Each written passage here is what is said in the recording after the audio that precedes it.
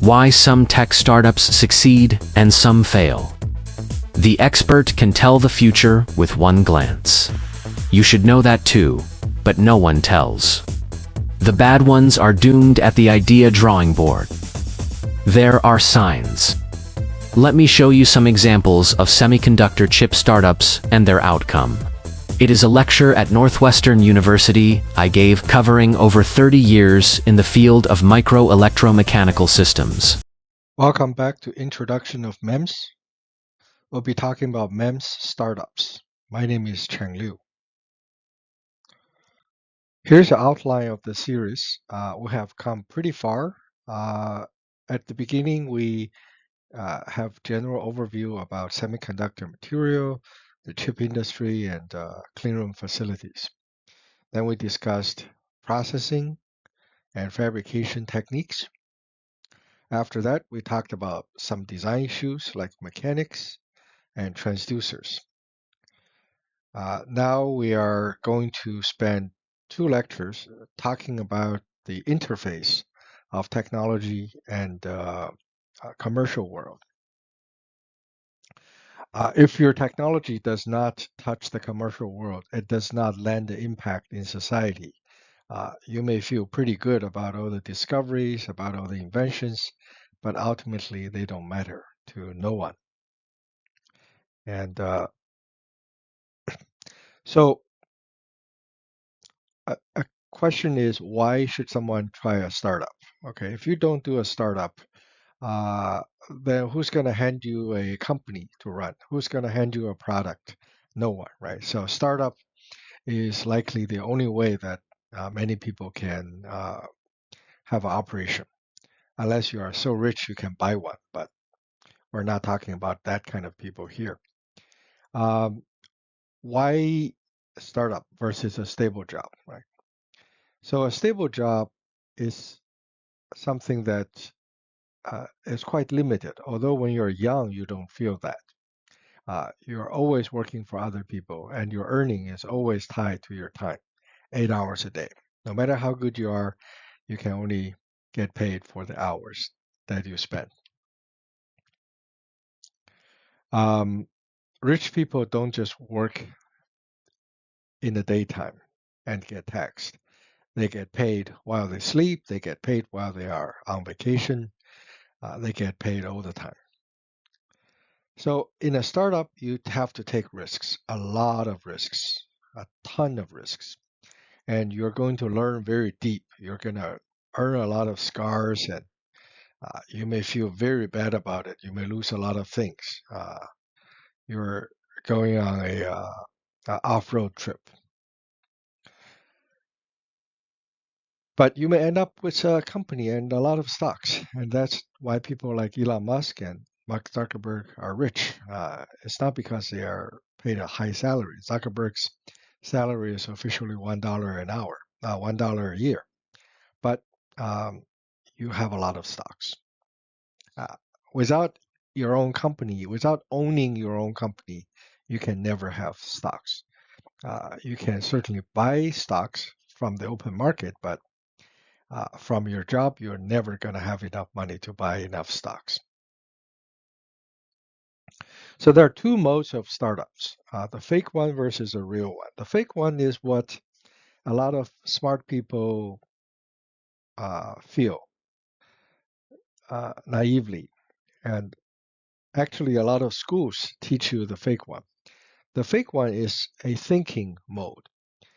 Namely, you think and you're smart, therefore your thinking is better.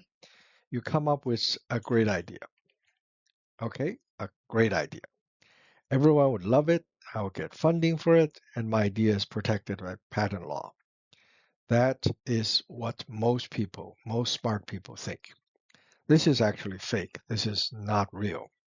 Okay, because you can come up with a good idea. You can come up with a good idea, but you're not going to be able to guess what another person wants and what another person demands. The real mode is called demand searching. Notice I use the word demand, not need, not want, not help, but demand. When people demand something, Like at lunchtime, I'm hungry. I demand food. Like I demand clothes. I demand a car so that I can go to work. Those are things that people demand. You need to find things that people demand. Demand is hard to find. Uh, there are demands everywhere, but you have to find them. You want to find big demand, strong demand, and persistent demand. And then you want to provide a valuable solution. You want to provide a unique solution. If your solution is not unique, if you have two or three people providing the same solution to the demand, then you cannot charge uh, up for your profit. And then you have to sustain your operation profitably. That's actually harder than you think. So starting up with a great technology base is not easy. Making a good MEMS is already hard, but making a MEMS that have a business is hard to the power of squared. For a new field like MEMS, there's actually always a lot of startups involved because it's a new technology and people have been thinking about starting up even since the 80s. And many things were invented, scanning electron microscope, digital micromirror, accelerometers, inkjet printer. Um, then there's a lot of scientific discovery, scientific invention that never got used. Um, my advisor made the world's first micromotor. It was uh, able to get him a professorship at Caltech, but it's never used. So uh, having something useful versus having something being used is not the same.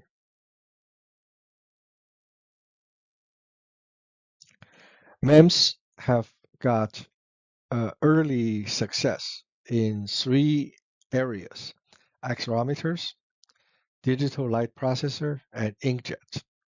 This all take advantage of the miniaturization, the integration of mechanics and electronics, and the nature that you can fabricate many things in parallel. You can reduce the cost, you can make a big array, and you can make really small. And those are the early successes. There were a mixture of killer apps and failures. Okay. Now the killer apps are rare, as I mentioned, and but there are a lot of applications that yielded a device or two, but the company uh, didn't do too well. The company is hiring, let's say, 50 to 300 people, and it's never going to grow, and typically end up being purchased or merged with a bigger company. These examples include Butterfly Networks. It's a capacitive ultrasound sensor. SiTimes is a silicon timing device. MEMS probe card, MEMS speakers. Those applications are real, but they don't typically end up being a very big company. There are a lot of companies that have been acquired. Micrometrics, Fluidigm, Standard Lab Tools, uh, Berkeley Lights, all these companies, some of them even went public, but eventually they become privately owned by a bigger company. Um, there are actually not many MEMS companies that are still hanging around in the stock market. There are several examples of failed startups. Scanning electron microscopes, scanning tunneling microscope tips never really succeeded. Mirror cell display, no. MEMS filters, no. MEMS micromirrors for optical routing, no. The earlier success of MEMS have also included uh, gyroscopes. Gyro was used in military, and then it was happily it find application in phones. Um, inkjet nozzle. You can see how small the nozzles are, and the inkjet nozzle was one of the earlier technology made by Hewlett Packard. And ironically, this product line, as well as the ink business, is one of the biggest for HP. HP sold a lot of units. They sold its computer units. They sold its instrument unit, but they kept the ink unit. It's too good, right? The idea of an inkjet nozzle is a silicon micromachined cavity with a heater suspended inside. The cavity is made by bulk micromachining with a fluidic channel, and if you heat it up, the heating element, the ink would eject and form a pixel. Great idea. Started in the 80s, and the product is still here today. Accelerometers was big. Um, Earlier days, the accelerometers were made very big. MEMS and analog devices were the first one to make a interdigitated finger, IDT finger capacitor. The one of the finger combs is movable, the other one is fixed. So the edges forms a bank of capacitors. And this turns out to be a great application for uh, phones, for tablets, and for motion control devices. Uh, Digital micromirror was invented by Texas Instruments by Larry Hornbeck, an individual. And this device allows integration of MOS transistors with the superstructure of aluminum mirrors. The aluminum mirrors can tilt back and forth very rapidly because its mass is very small, and it can be controlled directly with the circuits underneath. Now we're going to talk about one of the failures. One of the failures is a very promising area called optical display. People wanted to make what's called color e-inks. It's different from LCD display in the sense that an e-ink would remain active even after the power is turned off. So how do you make that?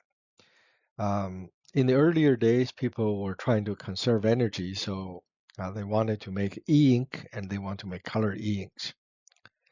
So one of the inspiration is butterfly wings. Butterfly wings have this interferometric grids that gives butterfly very unique and distinct, vibrant color.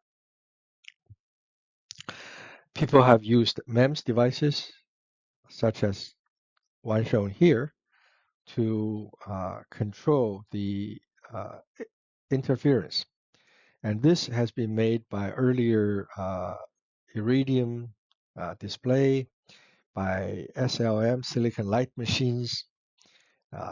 They make a device called iMod. Very promising, very interesting technology. So Qualcomm eventually spent $2 billion to build a Mirasol plant in Hsinchu, China, Taiwan. And they wanted to make this. This is a news article in year 2010. And around 2015, the operation has already failed. Apple has taken over Qualcomm's iMod. And basically, the technology was unable to beat the liquid crystal display and couldn't win big contracts. Another big failure area is micro-optical systems. Micro-optics was especially for free space optical steering of beams was considered a very interesting application for fiber optics. However, the use of MEMS freestyle mirrors, such as surface micromachined ones or 3D assembled ones, never caught. So hundreds of companies, startups in this space, all died. There were some moderate success with microfluidics. A lot of microfluidics companies were started, but very few have succeeded.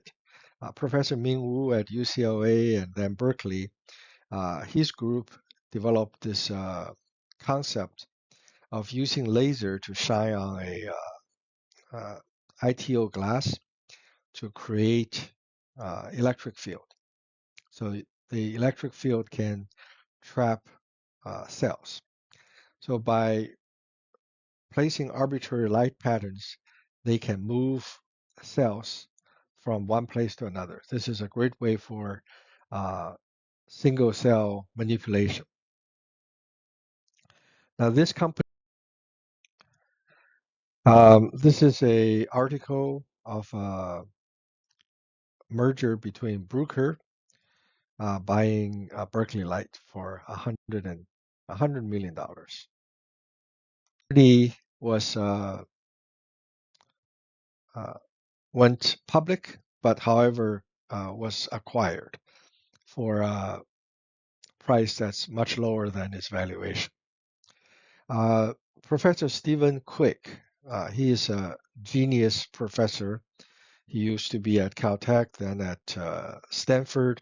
He developed this MEMS PDMS array, kind of like a switch for microfluidics, and to control the movement of liquid. And this was eventually led to, after 10, 20 years of effort, at least to a company called Fluidigm. And Fluidigm actually went public and was actually purchased by a PE company and turned into Standard BioTools.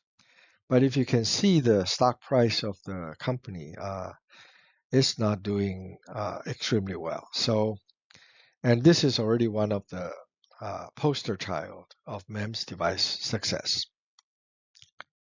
Welcome back to Introduction of MEMS. At this talk, we're going to discuss chip war, management of chip research and production. We talked briefly about MEMS startups and lessons learned. Now, if you think starting up is hard, then imagine the competition at the very top or at the very end of the life cycle when big corporations fight and throw their weight around for dominance and uniqueness. We'll talk about some of the players that everybody knows. Intel and Samsung and TSMC. Intel is, as of 2025, they're in trouble. They're firing a lot of people. Their technology beyond 14 nanometer node could never got developed. So now they're trying to make 14 angstrom nodes, 18 angstrom nodes, and try to win. And Samsung was a very strong player, but they also have trouble getting to the more advanced nodes. Intel reportedly is facing challenge with the 18 angstrom process node. Make no mistake, this is one of the hardest, the most advanced, and it is not going to be easy. Some report low yield for the 18 angstrom, making it difficult to achieve high volume production. If you have lower than 60, 70% yield, then you really don't make consistent money. Broadcom, a potential foundry customer, find that 18 angstrom process not ready. So hopefully Intel is ready. Otherwise, it's the last hope of all the American chip companies. TSMC is the first to 3 nanometer nodes. TSMC is the first major semiconductor foundry to mass produce 3 nanometer technology. Their N3 process technology, which started high volume manufacturing in 2022, is a significant development. And this testifies the company's management and culture.